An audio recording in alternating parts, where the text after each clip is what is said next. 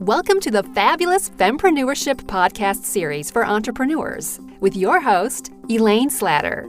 Each episode addresses topics to help you and your business grow and succeed. Join us as we interview a variety of global experts. Welcome, Fempreneurs, to another edition of the fabulous Fempreneurship podcast series. And today our topic is creating beauty in your living and work spaces. If you work out of a home office like I do, you might spend up to 8 hours a day in your home office, and we want it to look relaxing and nice and homey. So it's a great topic to have today with our special guest, Jill Ackerman. So welcome to our show, Jill. Thanks, Elaine. Glad to be here. Yes, we were on a podcast a long time ago, and welcome back. And this is a great topic. I'm sure all the ladies listening will be wanting to hear what you have to say. So before we get started, though, could you give us little bit of background on yourself? Sure. Well, I always like to say I was born a nurse. There were so many nurses in my family that I was drawn early on to a career in healthcare, where I spent many years both in clinical practice and in health service administration. But throughout all that time, I was the nurse who'd be fixing the bedside tables. I wanted everything to look nice.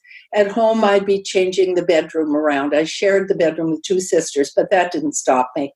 They never knew what it would look like when they got home. And so for me, when I left healthcare, I wanted to have a second career. I wanted to do something I was really passionate about.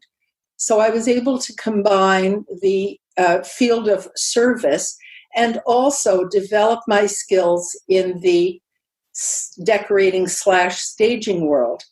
So I did certification as a stager and have have had my own business for 8 years now. We're growing. We do refreshing, and we love to work with people already in their homes, trying to figure things out. And what do I do with such and such a space? So that's where I am now. Just really enjoying my second career in a profession I love.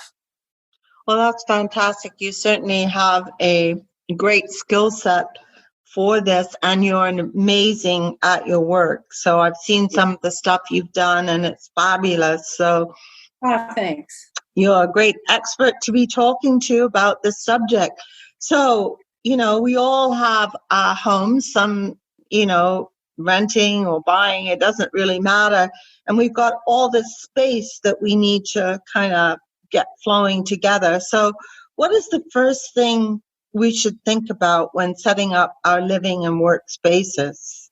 Well, the first thing, Elaine, would be determining what is the function of the space.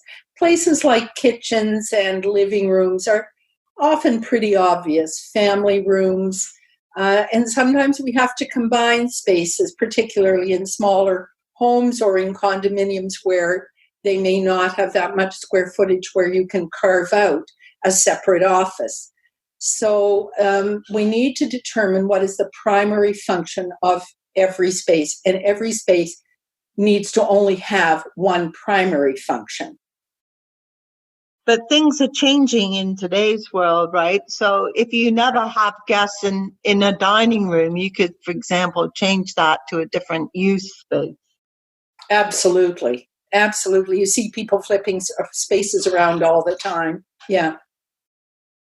Okay, so that's the first thing, to make sure that you have in mind the primary use for the room, because there's no point in decorating it if you don't know what that's going to be. Exactly. Okay, so what factors should we consider in creating an effective workspace or office? Because it may not be a whole room. It might be just an area of some other part of your house. Yes, it could be. So I think the first thing, once you've determined that that's going to be the function of that space, is to determine what is the feeling you want to have when you go into that space. Do you want it to be full of energy? Do you want it to feel calm? Is it your safe place to land, or is it a place where you can be creative and inspired? And do you want it to feel luxurious, or do you want it to feel purely functional? So it's really, what is the feeling that you want to get out of this space, whatever it is? Right. And for some of us that have home offices, we might have clients coming in. So that might be another consideration, right, in how you decorate that room. That's true, because if you do have clients coming into your office is your brand. So it needs to reflect what a client can expect of you. For example, you'll always want it to be neat and tidy and organized. People feel calm because you want your clients to feel calm, reassured, encouraged, and that you are really going to help them when they walk in. So you want to be able to convey that to the clients. Yes, totally. I totally agree with that. I know if I have clients coming to my office, I do a mad clean the day before to make sure that it does look pristine and take away all the clutter. All the files I'm working on get hidden, because you don't want files all over the counter space or desk space or whatever. As you say, it has to be relaxing for your client.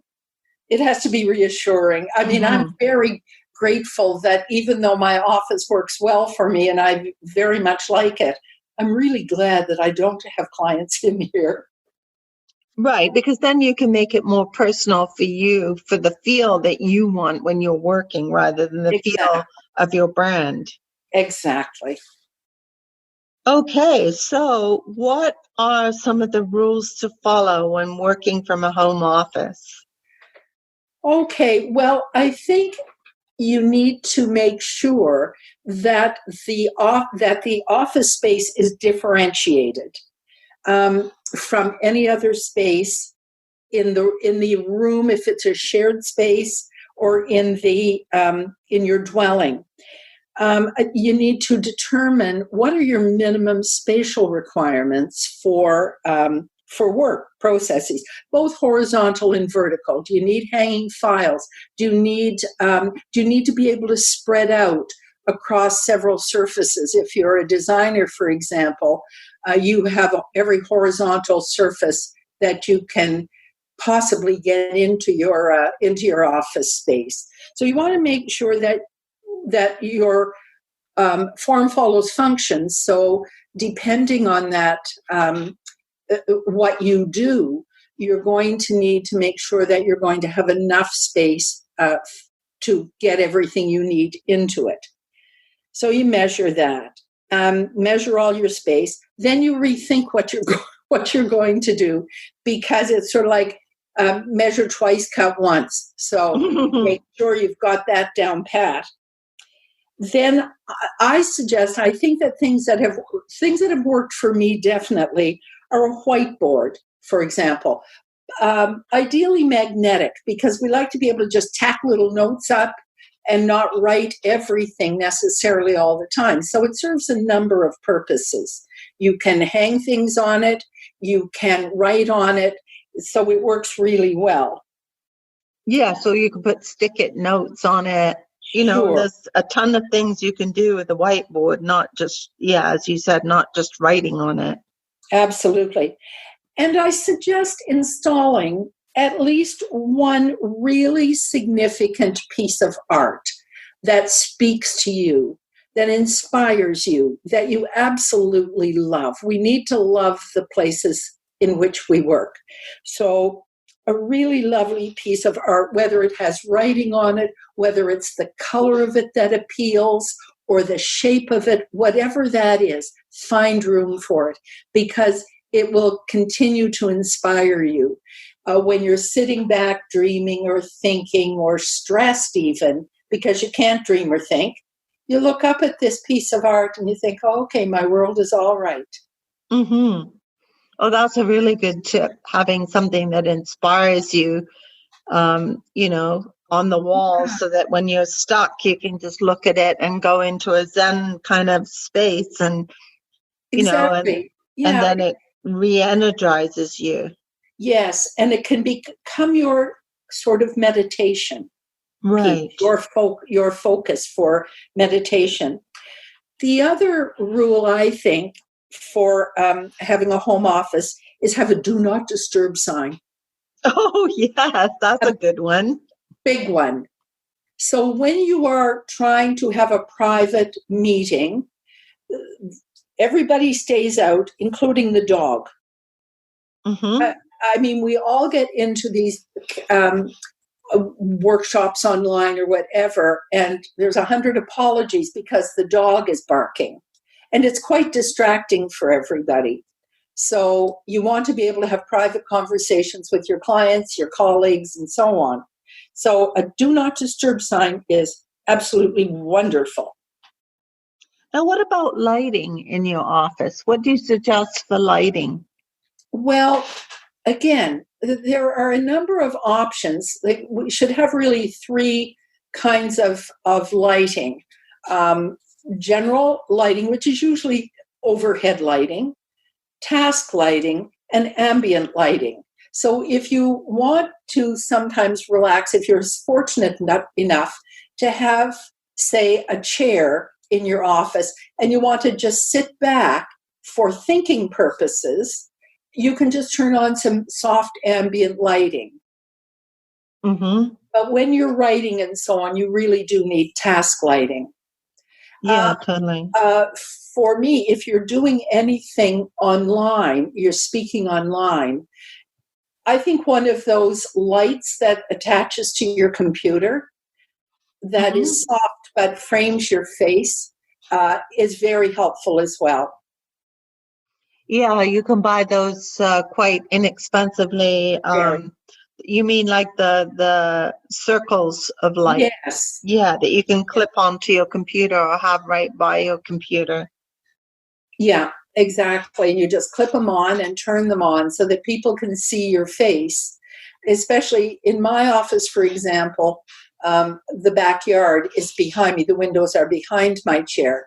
In the spring and the summer, it's great because I have a big magnolia tree that helps to shade the light. But otherwise, my face is completely dark. So you want to make sure when you are particularly working online and people can see you, that they are able to see your face and not just kind of a black shadow.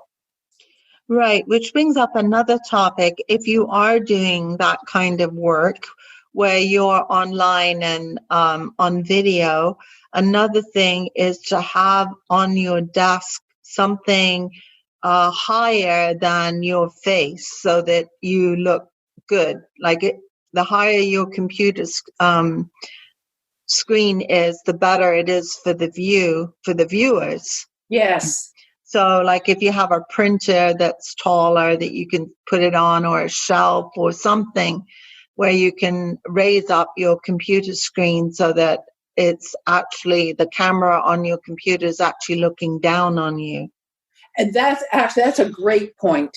And especially if you really only want people to see one chin. Oh, yes, the one chin thing. Really, my best angle and only one chin, please. Yes, yes. So that's a really good idea to have.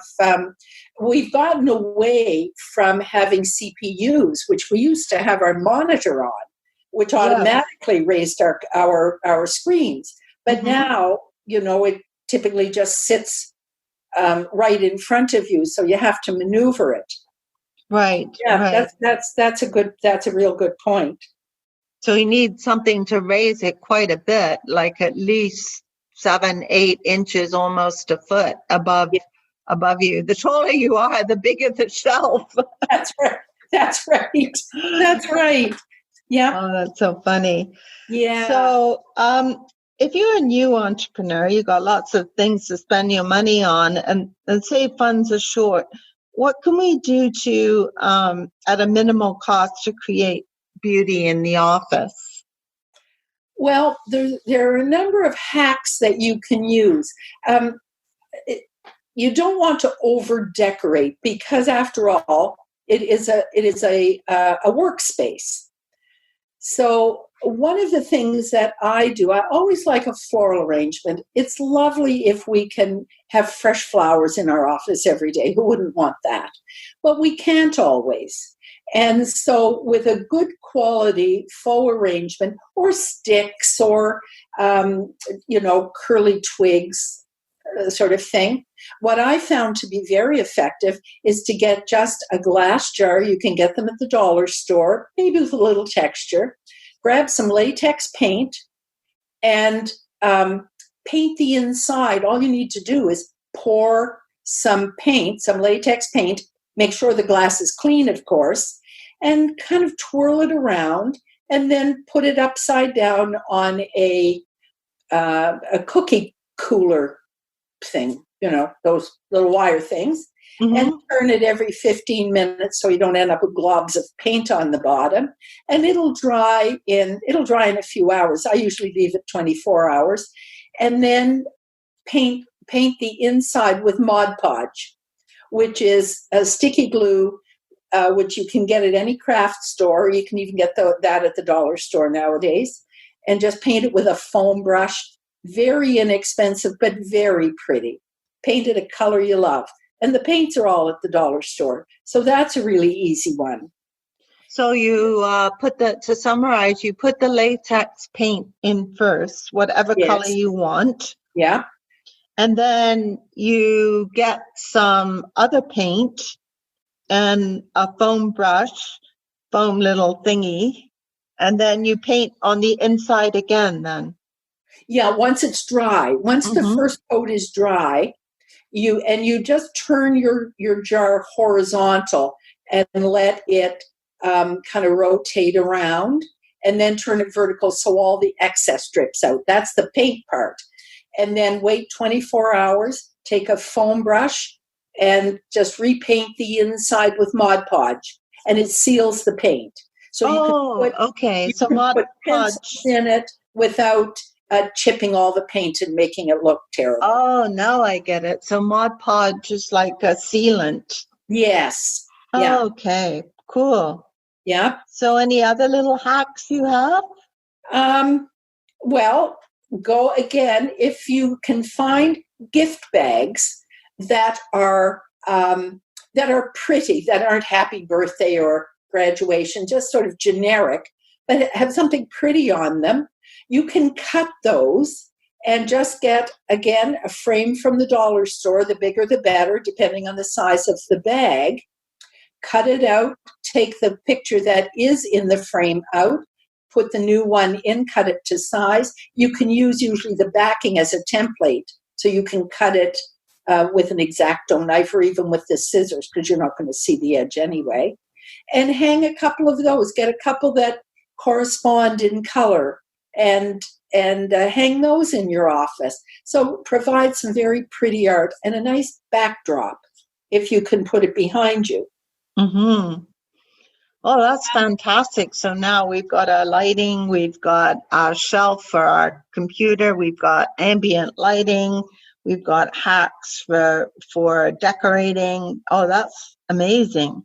There's a couple of other hacks I would mention. If people come through a front door and they are coming to your office, which is not right there, and it's wintertime, and we know what wintertime is like in this area, you can make a very attractive boot tray for them to put their boots on that you don't have to clean up and drain all the time. And that is by getting a black or a tan color. It really doesn't matter, something to go with your decor, as long as it has a rim, a boot tray with a rim. Go to the dollar store. Well, you can pay a couple of bucks at the dollar store, or you can go to a craft store and pay 10 times more, your choice, and get river rock, about 7 or 8 bags of river rock, the rock about the size of the tip of your thumb, not the little wee guys or the great big rocks, but just the river rock that's about the size of the tip of your thumb. Lay that out in a single layer. It's very pretty, all you can see is the rim of the boot tray when it's down, and it allows the water and the mud and the ugly stuff to just sink down, and still the tray is left very attractive. Oh, yeah, that's a really nice one because those boot trays are pretty ugly, but if you put the River Rock in it, it covers up that horrible black or tan bottom, and now you've got something really attractive, but it has a use, right? It's going to drain the water back down into the bottom. Yeah, that's cool. I love that one. Yeah. And when you are choosing colors for your office, there is no recipe. I would just mention, choose colors that you love, that inspire you, that make you feel good, and make you feel you want to work in the space. If you're looking for suggestions, the blues always work, although not screaming blue. Nothing that screams out unless, well, I can't think of a profession where you would want screaming blue or pink or green, like those strong colors. Right. Typically something softer, it's easier on the eyes, and it's easier on the senses. Now, I understand that paint colors come in cool tones and warm tones for every color, right? That's correct. 50 shades of every color. Yep. Yeah. So if the rest of your house is warm, then whatever color you use in your office should probably be warm too, right? Well, you're typically attracted to a color palette that is going to be either warm or cool. In the north, we live in Canada, or I do, the true north, strong and freezing. And so we tend to gravitate toward warmer shades of color. Right. In the south, where it is warmer, you might choose cooler colors, more beachy, more because you want to feel the air cooled rather than warm. Right. So there's no one color. It's whatever suits you and your mood or the brand that you're conveying to your clients. And I guess you could always go to the more neutral colors and then decorate it up with the absolutely the highlights. Look your color wheel. And we like to have neutral colors because they generally support our feeling of calm. But we like punches of color because that gives us something to smile at. Right. You know, it just distracts us it keeps everything from being bland. Right. So you could have like, you mentioned before, if you have a comfy chair, that could be the highlight color of the room. Yes. Or maybe the lamp and the lampshade, if you're using that as your ambient light. There's all different ways, as you say, that you can add the color highlight. Yeah, and ideally it all connects together. Most of us in these days have either a brown or black or a white desk, and there's so much that will coordinate with that. And a nice comfy chair with a cushion, with a toss cushion that is in your favorite accent color. I mean, that's just a dream for me. Totally. Yeah. Now, I guess the hard part is if you're sharing your office with your spouse. That's why you have a do not disturb sign. Yeah, that's true. But if you are sharing an office space and it's his space and your space, that's a bit of a challenge too. Yeah, that's where that thing called compromise comes in. Yeah. And sometimes you might need a professional to help you make those decisions and bring you both to the same kind of area that you can work with, that makes the space neutral, not too masculine, not too feminine. Because you can create offices that are sort of masculine. It's like a master bedroom, right? You can create a sort of a masculine look with real great feminine touches, like dark wood, but add pink. Totally. Well, that's definitely when you need a professional, I'm sure. Absolutely. So, we've got our beautiful space, we've got these lovely areas, we've got the hacks to make it look even better. We've got the right colors and everything. So, won't I be distracted because it's so beautiful? Initially, yes, because you can't believe you can make an office look this beautiful.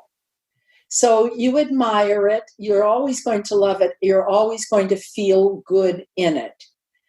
But I believe that it's our work habits will drive our creativity and keep us from being distracted by a space.